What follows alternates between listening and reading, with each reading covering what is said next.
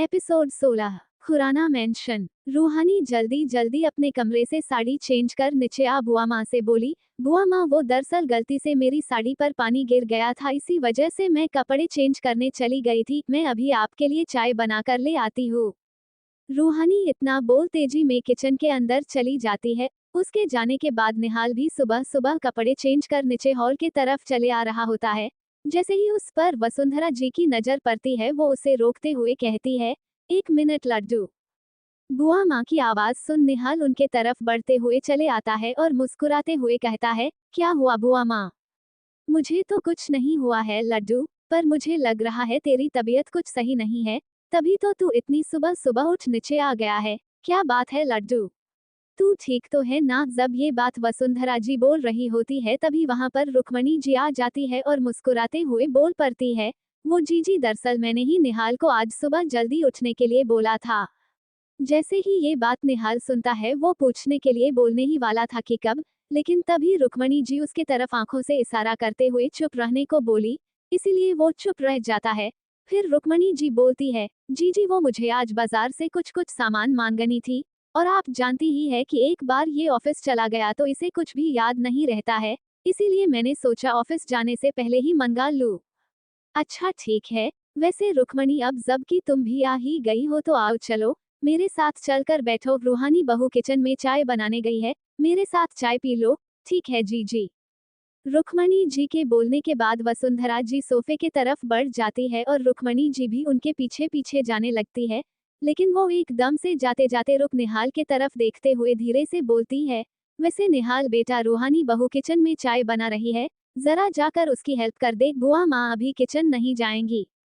जैसे ही ये बात निहाल सुनता है वो अकचका कर अपनी माँ के तरफ देखने लगता है। तभी रुक्मणी जी मुस्कुरा कर धीरे से बोलती है, मैं जानती हूँ तू अपनी बीवी के लिए ही नीचे आया है, क्यों मैं सही बोल रही हूँ ना? नहीं माँ ऐसी कोई भी बात नहीं है, मैं तो बस ऐसे ही, बेटा मैं तुम्हारी माँ हूँ, तो मुझे तुझे समझाने की कोई जरूरत नहीं है। अब जल्दी से जा किचन में जरा बहू की हेल्प कर दे। रुक्मणी जी इतना कहते हुए वहां से चली जाती है। उसके जाने के बाद निहाल मुस्कुराते हुए अपने बालों में हाथ फेरते हुए किचन के तरफ चला जाता है। किचन। जब निहाल किचन के दरवाजे पर पहुंचता है तो रूहानी को एकदम चाय बनाने में जुटे देख मुस्कुराते हुए उसके पास आ खड़ा हो जाता है और बोलता है, क्या बात है मिस रूहानी, आप तो धीरे धीरे पूरी तरीके से संस्कारी बहू बनती जा रही है, नोट बैड। जैसे ही रूहानी निहाल को किचन में खड़ा देखती है वो हैरान हो जाती है और कहती है, मिस्टर निहाल, आप इस वक्त यहाँ पर क्या कर रहे हैं? अरे अगर गलती से भी बुआ माँ ने आपको किचन में देख लिया तो बेवजह गुस्सा हो जाएंगी, और मैं ऐसा कुछ भी नहीं चाहती हूँ, तो अब चलिए आप निकलिए यहाँ से। रूहानी इतना बोल निहाल के बाह को पकड़ उसे किचन के दरवाजे की तरफ धकेलने लगती है, लेकिन तभी निहाल एकदम से रूहानी के कमर में हाथ डालते हुए उसे पकड़ मुस्कुराते हुए बोलता है, क्या मिस रूहानी, आप हर वक्त बस मुझसे दूर ही भागने की कोशिश करती रहती है। मैं चला जाऊंगा, पर मुझे पहले मेरे सवालों का जवाब चाहिए, उसके बाद ही जाऊंगा। जवाब? कैसा जवाब मिस्टर निहाल, आपको जो पूछना है जल्दी पूछिए, वरना यहाँ से निकलिए, मुझे बुआ माँ की डांट नहीं खानी है सुबह सुबह। मिस रूहानी मुझे सिर्फ इतना जानना है कि अभी आपने जो कमरे में बोला था क्या उसका मतलब मैं जो समझ रहा हूँ वही है या फिर कुछ और? प्लीज अब मुझे और मत तरपाइए, सीधे सीधे बता भी दीजिए। जैसे ही निहाल ये सवाल करता है उसे सुन रूहानी के चेहरे पर शर्म भी आ जाती है, लेकिन वो निहाल को इतना बेचैन देख बहुत खुश हो रही थी और इसीलिए मुस्कुराते हुए ही बोली, अब मिस्टर निहाल ये तो आप पर डिपेंड करता है ना कि आप अपनी पत्नी को कितना समझते हैं। मुझे जो बोलना था वो तो मैंने आपको बोल दिया, अब आपकी बारी। मैं भी तो देखूं मेरे पतिदेव मुझे कितना समझते हैं, तो अब आप ये सोचिए कि मेरे कहने का मतलब था क्या। और फिलहाल के लिए यहाँ से जाइए, आप मुझे चैलेंज कर रही है मिस रूहानी, कुछ ऐसा ही समझ लीजिए। तो फिर ठीक है, मैं आज रात में आपको बताता हूँ कि मैं आपको कितना जानता हूँ और समझता हूँ। निहाल और रूहानी दोनों की क्यूट वाली रोमांस अभी चल ही रही होती है कि तभी एकदम से निहाल का फोन बज उठता है। निहाल का एकदम से कॉल बजने की वजह से निहाल थोड़ा सोचते हुए रूहानी से बोलता है, इस वक्त किसका कॉल आया होगा? अभी तो सुबह के 7 ही बजे है, सिर्फ उठाकर देखिए मिस्टर निहाल, शायद कोई जरूरी कॉल हो। रूहानी ये कह वापस से चाय बनाने में लग जाती है और निहाल भी वही थोड़ा दूर खड़ा हो कॉल रिसीव करते हुए बोला, हेलो, आई एम निहाल खुलाना स्पीकिंग। सर, हम हॉस्पिटल से बोल रहे हैं, आपके पेशेंट यहाँ पर से अकेले जाने की जिद कर रहे हैं। इस वक्त उनका इस तरह अकेले जाना सही नहीं है, इसीलिए मुझे आपको कॉल कर इन्फॉर्म करना पड़ा। थैंक यू डॉक्टर, मैं बस अभी पहुंचता हूँ, तब तक आप उन्हें आ जाने मत दीजिएगा। निहाल इतना बोल कॉल रख देता है और उसे इस तरह परेशान देख रूहानी उसके कंधे पर हाथ रखते हुए पूछती है, क्या बात है मिस्टर निहाल? किसका कॉल था जो आप एकदम से परेशान हो गए? मुझे भी तो कुछ बताइए। मिस रूहानी, दरअसल हॉस्पिटल से कॉल था। डॉक्टर बता रहे थे कि राठी सर अकेले ही वहां से जाने की जिद कर रहे हैं। अभी तो वो लोग उन्हें नहीं जाने दिए हैं, पर मुझे जल्द से जल्द हॉस्पिटल पहुंचना होगा। क्या? पर राठी सर इतने जख्मी है अभी, और इस हालत में वो ऐसा जिद क्यों कर रहे हैं? मुझे तो कुछ समझ ही नहीं आ रहा है सर का। देखिए मिस रूहानी, इस वक्त आप ज्यादा सोचे मत। मैं अभी हॉस्पिटल के लिए निकल रहा हूँ, वहां पर जाकर आपको बाकी की अपडेट बताता हूँ, ठीक है? आप जाइए। रूहानी के कहने पर निहाल तेजी में वहां से जाने लगता है, लेकिन तभी रूहानी एकदम से बोल पड़ती है, एक मिनट रुकिए मिस्टर निहाल। रूहानी के बातों को सुन निहाल रुक उसके तरफ देखते हुए पूछा, क्या हुआ मिस रूहानी? अब ने मुझे रुकने के लिए क्यों बोला? मिस्टर निहाल, आप परेशानी की वजह से ये बात भूल गए हैं कि बुआ माँ को से रखे एक्सीडेंट वाली बात नहीं पता है, और अगर ऐसे में आप सामने दरवाजे पर से बाहर जाएंगे तो बुआ माँ आपसे सवाल करेगी जिसका अभी आप कोई जवाब नहीं दे पाएंगे, इसीलिए आप मेन गेट से नहीं बल्कि ये किचन के खिड़की से बाहर निकल जाइए। जब रूहानी उस टाइम भी उतनी समझदारी भरी बातें बोली तो निहाल को ना चाहते हुए भी उस पर प्यार आ गया और वो जाने से पहले तेजी में रूहानी के तरफ बढ़ जाता है और उसे कसकर हग करते हुए बोलता है, आई लव यू मिस रूहानी। निहाल को हग करते देख रूहानी भी उसे अपने दोनों हाथों से पकड़ बोलती है, love you so much mister Nihal, अब जाइए जल्दी से हॉस्पिटल। इधर राठी सर कब से डॉक्टर के साथ बहस किए जा रहे थे और उनसे बोल रहे थे, डॉक्टर मैं बोल रहा हूँ ना, अब मैं बिल्कुल ठीक हूँ और मैं खुद का ध्यान रख सकता हूँ, प्लीज आप मेरी बात समझ क्यों नहीं रहे हैं? ये बस थोड़ा चोट है, मुझे जाने दीजिए, मैं यहाँ और नहीं रह सकता हूँ, प्लीज डॉक्टर। राठी सर अभी बोल ही रहे थे कि तभी निहाल उस वार्ड में दाखिल होते हुए बोल पड़ा, बिल्कुल भी नहीं सर, आप अकेले कहीं भी नहीं जाएंगे। जैसे ही राठी सर अपने सामने निहाल को देखता है वो बोलते हैं, निहाल तुम यहाँ पर? निहाल, मैं समझता हूँ कि तुम्हें मेरी फिक्र है, पर मैं अब यहाँ और इस तरह नहीं रह सकता हूँ। तुम जानते हो कि मैं हमेशा काम करने वाला इंसान हूँ, और इस वक्त पूरे दिन यूं बेड पर लेटे लेटे मैं थक गया हूँ, इसीलिए मैं यहाँ से जाना चाहता हूँ। बिल्कुल सर, मैं समझ सकता हूँ कि आपको बहुत बोर फील हो रहा होगा इस तरह बेड पर लेटे लेटे, इसीलिए तो मैं आपको यहाँ से डिस्चार्ज करवाने आया हूँ। चलो कम से कम तुम तो समझे मेरी बातों को, मैं भी तो कब से इस डॉक्टर से यही बोल रहा था कि मुझे डिस्चार्ज दे दे। मैं यहाँ से जाना चाहता हूँ पर नहीं, इनको मेरी बात समझ में कहाँ आ रही थी। अब तुम आ गए हो तो ये डॉक्टर से बोलकर जल्दी मेरे डिस्चार्ज वाले पेपर्स बनवाओ। राठी सर आप आराम कीजिए, मैं डॉक्टर से बात करके आता हूँ, चलिए डॉक्टर। इतना कह निहाल अपने साथ डॉक्टर को लेकर उस वार्ड से निकल डॉक्टर के केबिन में चला गया। डॉक्टर, क्या हम राठी सर को अभी डिस्चार्ज करवा सकते हैं? क्या ये उनके हेल्थ के लिए सेफ रहेगा? देखिए मिस्टर निहाल, मैं आपसे झूठ नहीं बोलूंगा, अभी भी मिस्टर राठी की हालत काफी कमजोर है, उन और बहुत ध्यान देने की जरूरत है। अगर इस हालत में वो अकेले रहेंगे तो मुझे नहीं लगता है कि वो सेफ रह पाएंगे। डॉक्टर, अगर बात ऐसी है तो राठी सर का ध्यान मैं रखूंगा, उन्हें अकेले नहीं रहने दूंगा, मैं उन्हें कुछ दिनों तक अपने घर पर ही रखूंगा, तो कोई प्रॉब्लम नहीं है ना उन्हें डिस्चार्ज देने में डॉक्टर। अगर आप उनका ध्यान रखेंगे तो फिर ठीक है, हम उन्हें डिस्चार्ज कर देते हैं। आप कुछ डिस्चार्ज पेपर्स फिल कर दीजिए। जी डॉक्टर, मैं कर देता हूँ।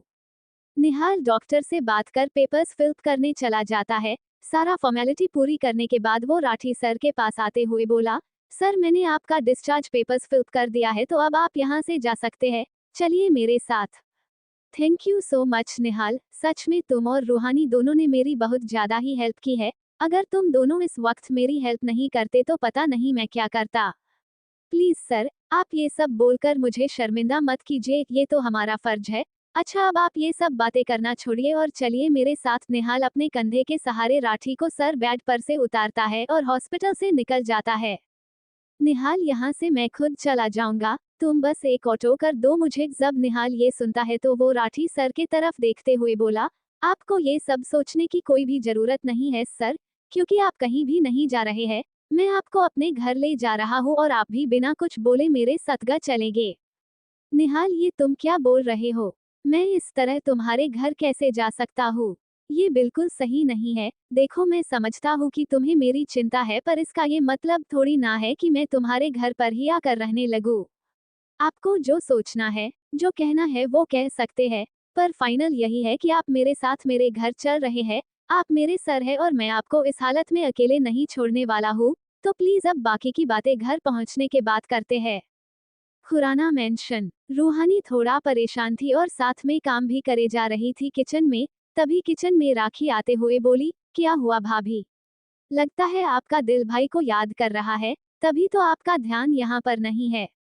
जैसे ही रूहानी राखी की आवाज सुनती है, वो तुरंत पीछे पलट उसके चेहरे को देखने लगती है और कहती है, ऐसा कुछ भी नहीं है राखी, आप कुछ भी बोल रही है, मैं तो बर्तन साफ कर रही हूँ। वही तो, मैं भी तो यही बोल रही हूँ भाभी कि आप बर्तन साफ कर रही है, पर फर्क सिर्फ इतना है कि आप गंदा बर्तन नहीं बल्कि साफ बर्तन को ही वापस से साफ किए जा रही है, तो इसका मतलब मैं क्या समझूं? राखी है बात जरा मजाकिया अंदाज में बोली, जिसे सुनते ही रूहानी एकदम से नीचे बेसिन के तरफ देखने लगी और अपने हाथ में साफ बर्तन को ले घिसते हुए देख खुद में मन ही मन बोली, धत तेरी, मैं भी ना सच बोल रही है राखी, मरा दिमाग यहाँ पर बिल्कुल भी नहीं है। जब से मिस्टर निहाल हॉस्पिटल गए हैं तब से दिमाग बस उसी तरफ है। भाभी, आपकी तबीयत तो ठीक है ना? आप फिर से क्या सोचने लग गई? देखिए, अगर आपकी तबीयत सही नहीं लग रही है तो आप अपने कमरे में जाकर आराम कर लीजिए, ये सब मैं संभाल लूंगी। नहीं राखी, ऐसी कोई बात है ही नहीं। वो तो मैं ये सोच रही थी कि आज दोपहर के खाने में क्या बनाओ। मुझे कुछ समझ ही नहीं आ रहा है। अगर आपको कुछ समझ आ रहा है तो बता दीजिए, मैं वही बना लूंगी। रूहानी बातों को घुमा दी, पर अभी उन दोनों की बात चल ही रही थी कि तभी निहाल के कार का हॉर्न रूहानी के कानों में जा पड़ी। वो आवाज सुनते ही रूहानी एकदम से हड़बड़ा गई और बोली, राखी, ये तो मिस्टर निहाल के कार की आवाज है ना? हाँ भाभी, आवाज तो भाई के कार की ही है, पर वो इतने सुबह सुबह कहाँ चले गए थे जो अभी आ रहे हैं? आपको पता है क्या? नहीं रूहानी, मुझे भी नहीं पता है। चलिए ना बाहर जाकर देखते हैं। रूहानी इतना बोल तेजी में किचन से बाहर निकल जाती है और उसके पीछे पीछे राखी भी किचन से निकल जाती है। इधर हॉल में बुआ माँ और रुक्मणी जी बैठकर चाय पीते हुए बातें कर रही थी। तो ही उन दोनों को भी हॉर्न की आवाज सुनाई पड़ी, इसीलिए वो दोनों भी सोफे पर से उठ खड़े हो गए। तभी वसुंधरा जी बोली, रुक्मणी, तुम्हें पता है कि लड्डू कहाँ गया था? अभी कुछ देर पहले तो वो घर में ही था, तो फिर वो कहाँ से आ रहा है? अपनी जीजी की बातों को सुन रुक्मणी जी पहले तो खुद में मन ही मन बोली, ये बात तो मुझे भी समझ में नहीं आ रही है कि निहाल अभी बाहर से कहाँ से आ रहा है। वो तो रूहानी बहू के साथ किचन में था। तो फिर अगले ही पल बोली, नहीं जीजी, मुझे नहीं पता कि निहाल कहाँ गया हुआ था। अभी ये लोग आपस में बात कर ही रहे थे कि तभी दरवाजा खुलता है और निहाल अपने के कंधे के सहारे राठी सर को लिए दरवाजे पर आ खड़ा हो जाता है। रूहानी जैसे ही निहाल के साथ राठी सर को देखती है, वो पूरी तरह से हैरान रह जाती है। जैसे ही दरवाजा खुलता है और सामने निहाल के साथ राठी सर को खड़ा देख रूहानी की आंखें खुली की खुली रह जाती है और वो खुद में घबराते हुए बोली, है भोलेनाथ, ये मिस्टर निहाल राठी सर को यहाँ पर लेकर क्यों आ गए? अब बुआ माँ को क्या बोलेंगे ये? निहाल बड़े ही आराम से राठी को घर के अंदर लाते हुए सोफे पर आ बिठा देता है और बोलता है, राठी सर, आप यहाँ पर बैठिए। अभी निहाल सर को बिठाकर खुद खड़ा ही हुआ था कि तभी वसुंधरा जी जल्दी से उसके सामने जा पूछती है, लड्डू, तुम इतनी सुबह सुबह कहाँ चले गए थे? और ये कौन है जिसे तुम लेकर आए हो? क्या हुआ लड्डू, बताओ कुछ मुझे। बुआ माँ, मैं जानता हूँ कि आप सभी के मन में बहुत सारी बातें चल रही होंगी। मैं आप सभी को सारी बात बताता हूँ, पर उससे पहले मिस रूहानी, आप जल्दी से किचन में जाकर राठी सर के लिए हल्का नाश्ता बना दीजिए, क्योंकि राठी सर का दवाई खाने का टाइम होने वाला है। ठीक है मिस्टर निहाल, मैं अभी बना देती हूँ। रूहानी इतना बोल अपने मन में ढेर सारे सवाल लिए वापस किचन के तरफ चल पड़ती है।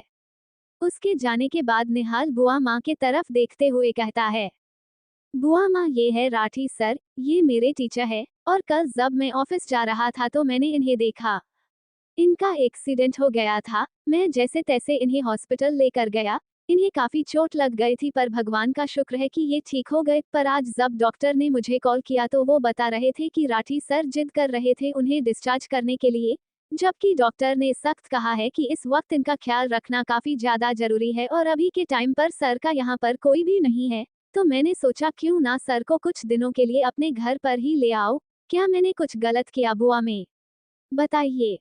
जब निहाल ये सारी बातें बताता है तो उसे सुनने के बाद वसुंधरा जी उसके गाल को प्यार से सहलाते हुए मुस्कुरा कर बोली, बिल्कुल भी नहीं मेरे बच्चे, बल्कि मुझे तो खुशी है कि तुम इतने बड़े इंसान बनने के बाद भी आज भी उतने ही अच्छे और नेक दिल बच्चे जो जो संस्कार हमने तुम्हें बचपन में दिए थे तुम अपने सर को घर में रख सकते हो और उनकी देखभाल कर उन्हें जल्दी से वापस पहले की तरह ठीक कर दो। जी बुआ माँ। वसुंधरा जी ये सारी बातें कहने के बाद वहां से अपने कमरे के तरफ चली जाती है और बाकी के लोग भी अपने अपने कामों में लग जाते हैं। निहाल भी राठी सर को गेस्ट वाले रूम में आराम से बेड पर लिटा आराम से कमरे से निकल जाता है। निहाल का बेडरूम। जब निहाल अपने कमरे में पहुंचता है तो उसके अंदर आते ही रूहानी एकदम से अपने सारे सवालों का पोटली लिए उसके सामने जा खड़ी हो जाती है और एक ही सांस में सारी बातें पूछने लग जाती है। उसे कंटिन्यू बोलते देख निहाल एक झटके में ही उसके कमर में अपना हाथ डाल उसे अपनी तरफ खींच लेता है और होठों और उंगली रखते हुए बोलता है, अगर मिस रूहानी आप इसी तरह एक के बाद एक सवाल पूछती जाएंगी और मुझे कुछ बोलने का मौका तक नहीं देंगी तो मैं आपको जवाब कैसे दूंगा? अच्छा मैं आपको मौका नहीं दे रही हूँ, और आओ ने जो किया है उसका क्या? आप राठी सर को हमारे घर में ले आए और मुझे इस बारे में पहले बताया तक नहीं। अब आओ ऐसे अचानक से सारा काम करेंगे तो मेरे दिमाग में सवाल तो आएगा ही ना। अब जल्दी से मुझे बताइए कि आपने राठी सर को यहाँ और क्यों लाए हैं? मिस रूहानी मैंने जो बाहर बुआ माँ से बोला था वो सच ही था। दरअसल राठी सर अकेले ही हॉस्पिटल से जाने की जिद कर रहे थे, जबकि इस वक्त उनकी हालत वैसी नहीं है जो वो अकेले सरवाइव कर पाए। अब ऐसे में मैं उन्हें अकेले कैसे जाने दे सकता था? मिस रूहानी आप ही मुझे बताइए। पर मिस्टर निहाल, अगर मिस रूहानी आप यही सोचकर परेशान हो रही है ना कि सर के हमारे घर में रहने की वजह से कहीं गलती से बुआ माँ या किसी को भी आपकी पढ़ाई के बारे में पता चल गया तो क्या होगा?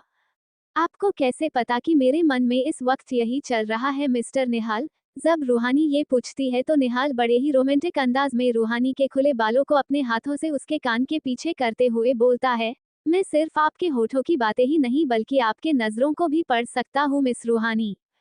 ये बात सुन रूहानी के चेहरे पर हल्का स्माइल आ जाता है और वो मुस्कुराते हुए बोलती है, अच्छा तो आपको मेरी नजरें पढ़ना भी आता है? क्या बात है जनाब, तो बहुत ही पहुंची चीज है। अब जब आप इतने बड़े जादूगर हैं तो जरा बताइए तो इस वक्त मेरी नजरें क्या कहना चाह रही है? तो दोस्तों आज के इस एपिसोड में हम अपनी कहानी को बस यहीं तक रहने देते हैं। आगे की कहानी को हम अगले एपिसोड में सुनेंगे। फिलहाल के लिए दीजिए हमें जाने की इजाजत और इसी तरह सुनते रहिए हमारे द्वारा लिखी स्टोरी अरेंज मैरिज।